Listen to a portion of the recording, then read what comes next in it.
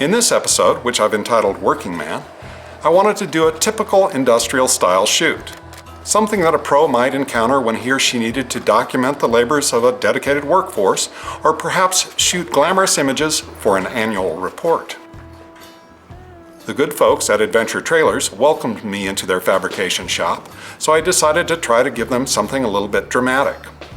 Strong colors scream dramatic to me, so I immediately set about cutting out some theatrical gels that would fit into Canon's new filter holder.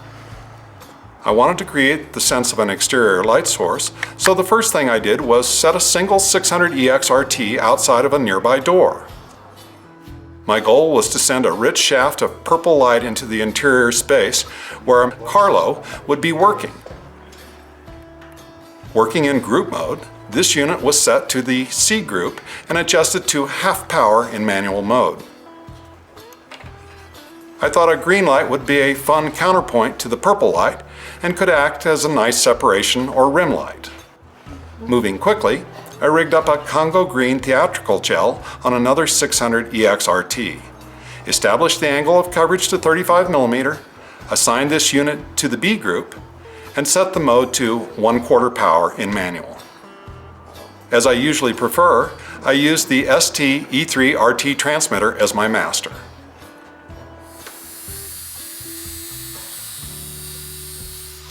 After a few quick test shots revealed that I would need some extra light in the deep background, I grabbed another 600EX-RT, assigned it to the D group, and fitted it with a purple gel to match the light in the C group.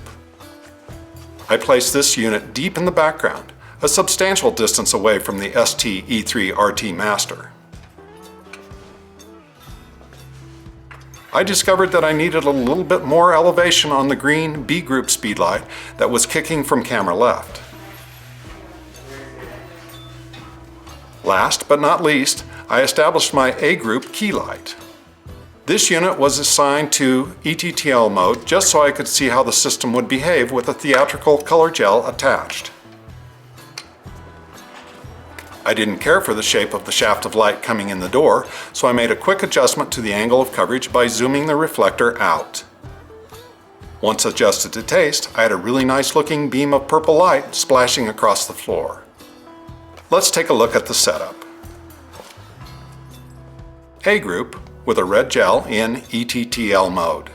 B group in manual mode with a green gel. C group outside the door was in manual mode with a purple gel.